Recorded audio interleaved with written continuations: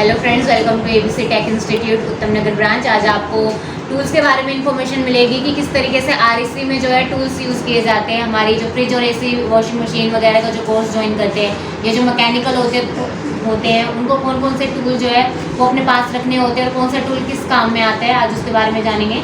तो स्टार्ट करते हैं सबसे पहले यहाँ स्टार्टिंग वाले पॉइंट से। तो देख सकते हैं ये स्क्रू ड्राइवर है आपका, जो कि स्क्रू वगैरह को खोलने बंद करने के काम आते हैं। एक मिनी स्क्रू ड्राइवर है आपको, और ये लंबे वाले हैं, इनके डुअल साइड से एक फ्लैट टिप पे होती है और एक फ्लिप टिप होती है। ये देख सकते हैं ये फ्लैट टिप वाला है, नॉर्मली हम इसे प्लस माइनस वाले स्क्रू ड्राइवर भी कहते हैं। साइड में आप देख सकते हैं यहाँ पे नोज प्लायर है, और ये कॉम्बिनेशन प्लायर भी देख सकते हैं। कॉम्बिनेशन प्लायर क्यों कहा जाता है इसको, क्योंकि ये बहुत सारी कॉम्बिनेशन से बना रहता है। वायर को छीलना, काटना, किसी चीज़ को होल्ड करना, सभी कामों में आता है, तो इसलिए इसको कॉम्बिनेशन प्लायर कहा जाता है। नोज प्लायर का काम भी सेम ही होता है, वायर को काटना, छीलना, मोड़ना, सभी कामों के लिए आता है। बट जहाँ पे कॉम्बिनेशन प्लायर का यूज़ नहीं किया जाता है, कोई स्पेस ना होने के कारण पे कॉम्बिनेशन प्लायर नहीं पकड़ सकता, होल्ड नहीं कर सकता चीज़ों को, तो वहाँ पे हम नोज प्लायर का यूज़ करते हैं। हैमर देख सकते हैं, सेम आपको स्वेजिंग करते टाइम जब आप हैमरिंग मेथड का यूज़ करते हैं तो वहाँ पे आपको ये हथौड़े की ज़रूरत पड़ती है, या कहीं भी हल्की चोट की ज़रूरत पड़ती है तो आप हैमर का यूज़ करते हैं। ये ब्रेजिंग रोड होती है हमारी, जो कि ब्रेजिंग करते टाइम पे काम आती है। यहाँ पे आप ये देख सकते हैं ब्यूटेन कैन है ब्रेजिंग करने के लिए, और ये टॉर्च होती है। ब्यूटेन कैन दो तरीके से ब्रेजिंग की जाती है, एक अलग से ऑक्सीजन और एसिटिलीन का सिलेंडर आता है, तो वो वर्कशॉप के लिए होता है। बट जब नॉर्मली जनरली आपके किसी के घर पे जा करके आप सर्विसिंग वगैरह करते हैं, वहाँ पे आपको ब्रेजिंग की ज़रूरत पड़ती है, तो आपको क्या है ये ब्यूटेन कैन ही रखनी होती है, क्योंकि आप भारी सिलेंडर नहीं उठा सकते हैं, तो ये बहुत बेस्ट काम करता है उस जगह पे। फ्लेक्स पाउडर है, सेम एज इट इज़ आपका देख सकते हैं। इससे क्या है टाँके बहुत अच्छे तरीके से लगते हैं, ब्रेजिंग अच्छे से होती है। और एल्यूमिनियम टू कॉपर जब आपको जॉइंट करना होता है तो आपको फ्लेक्स की ज़रूरत पड़ती ही पड़ती है। यहाँ देख सकते हैं ये आपका पिंच ऑफ प्लायर है, जो कि कॉपर ट्यूब को पिंच करने के काम आता है। और ये आप देख सकते हैं यहाँ भी ये हैमर है, बट ये क्रॉस पिन हैमर है। हैमर की अलग अलग टाइप्स होती है, उसमें से एक क्रॉस पिन टाइप का हैमर है, सेम आपका हैमरिंग करने के काम आता है। यहाँ ये आपका वायर कटर है, तारों को छीलने कट करने के काम आएगा। ये ट्यूब बेंडर है, दोनों ही ट्यूब बेंडर है हमारे, एक डाया टाइप मैकेनिकल वाला है और ये स्प्रिंग बेंडर कहलाया जाता है। ये अलग अलग साइजेस के आते हैं, इंटरनली और आउटर डाया के हिसाब से भी आते हैं। तो बेस्ट जो मैं रिकमेंड करूँगी तो वो आपका ये वाला मैकेनिकल डाया टाइप का होता है।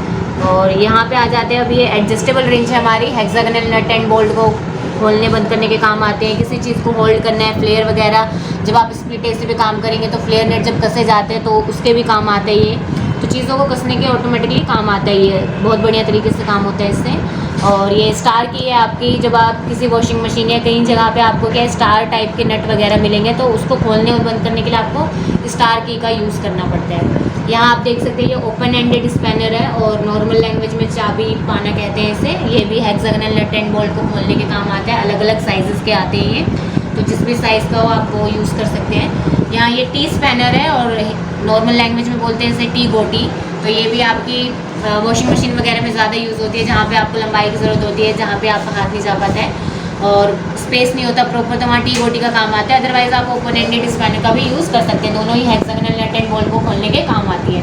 वैक्यूम पंप है हमारा दोस्तों, वैक्यूम करने के काम आते हैं सिस्टम को।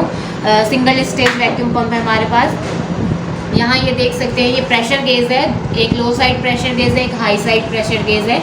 यहाँ पे रीडिंग का फ़र्क देख सकते हैं आप, एक 250 PSI शो कर रहा होगा और एक 500 PSI शो कर रहा होगा, तो इसी हिसाब से इसको लो साइड और हाई साइड में डिवाइड किया जाता है। बाकी प्रेशर गेज जो होता है वो प्रेशर बताने के लिए यूज़ किया जाता है, कि किसी भी चीज़ का प्रेशर, एयर का हो चाहे आप किसी गैस का प्रेशर हो, वो आपका प्रेशर गेज से आप देखते हैं। ये आपकी बॉल की है, सिलेंडर को खोलने के काम आती है, ये भी अलग अलग नंबरिंग की आती है।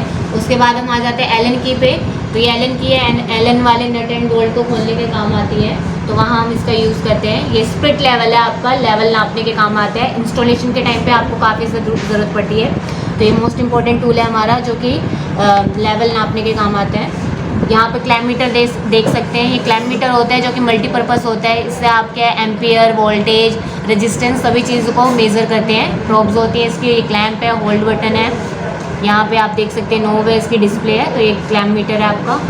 वेइंग स्केल है दोस्तों, यहाँ पे ये सिलेंडर का वेट वगैरह आपको नापना है, रेफ्रिजरेंट कितनी मात्रा में कितना भरा गया और कितना अपने सिस्टम में जब हम गैस चार्जिंग करते हैं तो बाई वेट ही सिखाते हैं, वो प्रॉपर तरीका होता है। तो वेइंग स्केल रखें अपने साथ।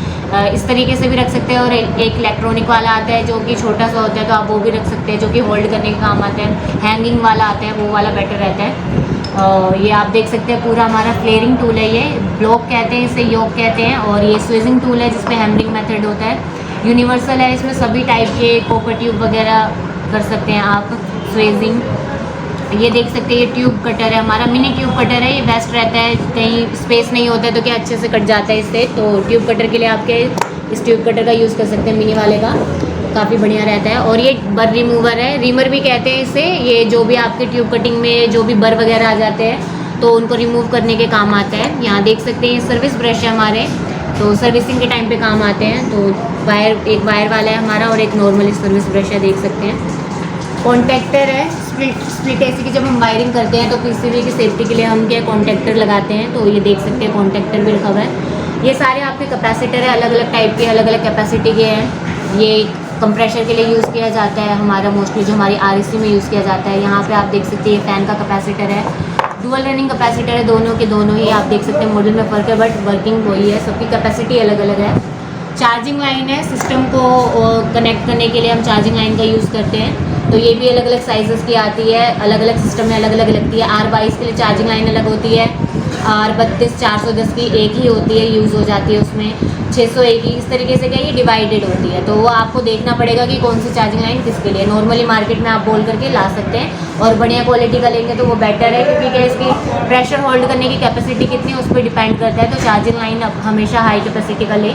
कंप्रेशर है हमारा, नॉर्मली जनरली जब हम क्या है नाइट्रोजन का प्रेशर नहीं दे पाते हैं क्योंकि सिलेंडर हैवी होते हैं, तो उसके लिए क्या है नॉर्मली आप कंप्रेशर एक छोटा सा इस तरीके से डीप फ्रीज़र या फ्रीज़र वगैरह रेफ्रिजरेटर का ले सकते हैं, जिससे कि आपका दोनों पर्पस में काम आता है, प्रेशर देने के भी और साथ साथ वैक्यूम करने के लिए भी। तो इस तरीके से एक आप छोटा सा कंप्रेशर रख सकते हैं अपने साथ। यहाँ पे आप देख सकते हैं जेट पंप है जो कि एसी सर्विस करने के काम आता है, तो आप ये जेट पंप लेंगे तो बहुत बढ़िया तरीके से सर्विस करता है।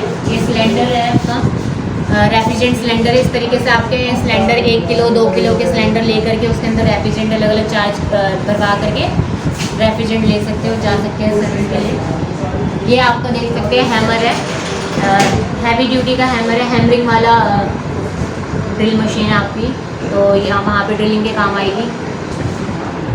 तो ये सारे पार्ट्स हो गए हैं ऑलमोस्ट में भी। तो आज के लिए इतना ही, अगर वीडियो अच्छी लगे तो लाइक कमेंट शेयर जरूर करें।